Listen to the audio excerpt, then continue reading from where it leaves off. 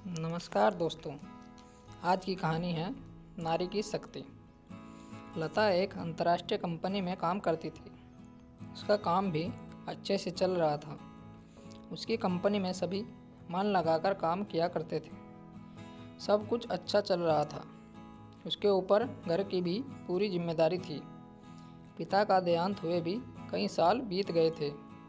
तब लता ने अपनी माँ और छोटे भाइयों की जिम्मेदारी खुद अपने ऊपर ले ली। पूरे घर को उसकी नौकरी का ही सहारा था। कुछ महीने बाद उनके मैनेजर का ट्रांसफ़र कहीं और हो गया और उसकी जगह एक नया मैनेजर आ गया। लोग नए मैनेजर का बहुत स्वागत कर रहे थे। अपनी पहचान बढ़ाने का इससे अच्छा मौका नहीं था। सारी लड़कियां भी मैनेजर को इम्प्रेस करने में लगी थी। लता भी नई ड्रेस में बहुत खूबसूरत लग रही थी।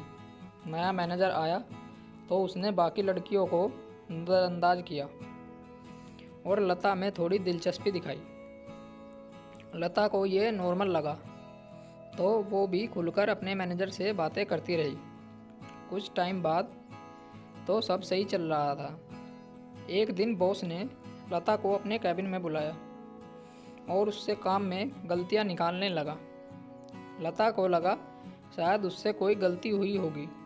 उसने वादा किया कि काम में पूरा ध्यान देगी और आगे से शिकायत का मौका नहीं देगी। दूसरे दिन फिर बॉस ने लता को कैबिन में बुलाया और कहा, लता, जैसा कि तुम्हें पता है, मुझे इस कंपनी का प्रॉफिट में लाने के लिए भेजा गया है, तो हमें कड़ी मेहनत करनी होगी और इसलिए तुम्हारी टारगेट को बढ़ाकर 1 करोड़ कर दिया गया है।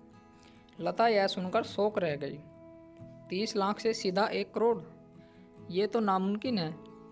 उसने मैनेजर से कहा, ये कैसे सर, इतना बड़ा टारगेट तो नामुमकिन है। मैनेजर उसके पास आया और उसे घूरते हुए बोला, तुम चाहो तो ये टारगेट कम हो सकता है। लता ने पूछा, कैसे सर? तुम्हें बस मेरी कुछ सेवा करनी होगी। मुझे खुश कर दो, फिर सारे टारगेट पूरे समझो। उसने हाथ लता की कमर पर रखना चाहा, लेकिन लता गुस्से में कैबिन से बाहर निकल गई। अब यह रोज की बात हो गई। मैनेजर रोज लता को कैबिन में बुलाता और उसकी कामों में गलतियां निकालता और सबके सामने उसे डांट देता। उसकी बेइज्जती का कोई मौका नहीं छोड़ता। लता कुछ दिन तक बर्दाश्त करती रही, लेकिन एक दिन तो हद हो गई। मैनेजर ने लता को बुलाया और कहा, देखो लता, मैं जानता हूँ तुम पर कितनी जिम्मेदारी है।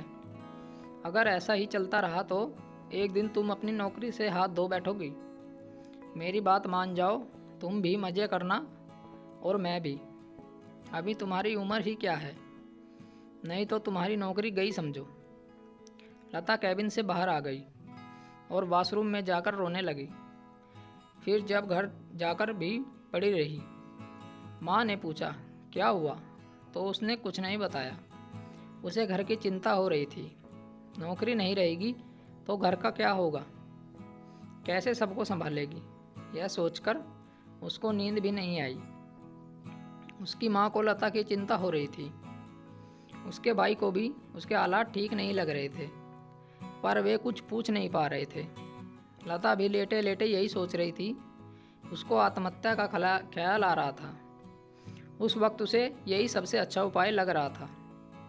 परंतु उसके बाद घर वालों का क्या होगा? क्या बॉस की बात मान ली जाए?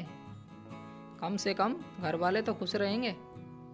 तभी उसका छोटा भाई रोहन टीवी ऑन कर देता है, जिसमें गाना आ रहा था, शक्ति का नाम ही नारी है, कोमल नहीं कठोर है तू, सबको जीवन देने वाली नारी है तू।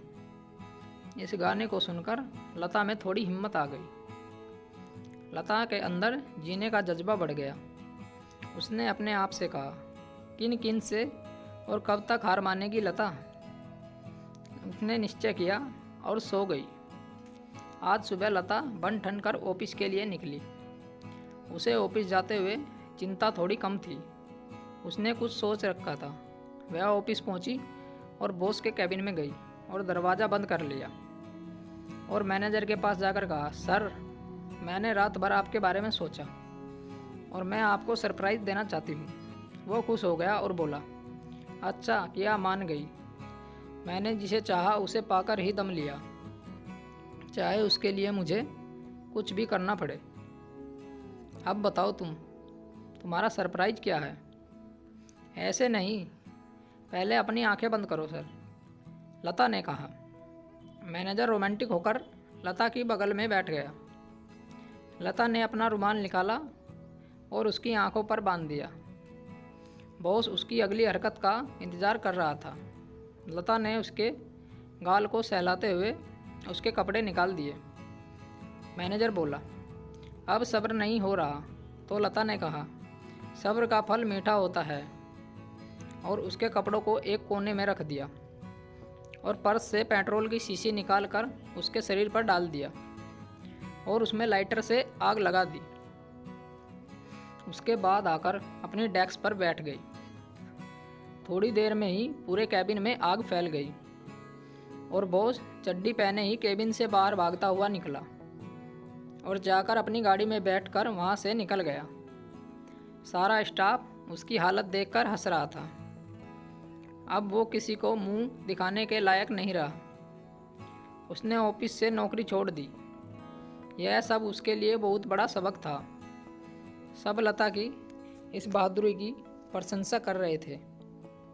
दोस्तों, अगर आपको यह कहानी अच्छी लगी हो तो कहानी को लाइक करो और ऐसी ही और कहानी सुनने के लिए हमारे चैनल को सब्सक्राइब ज़रूर करें।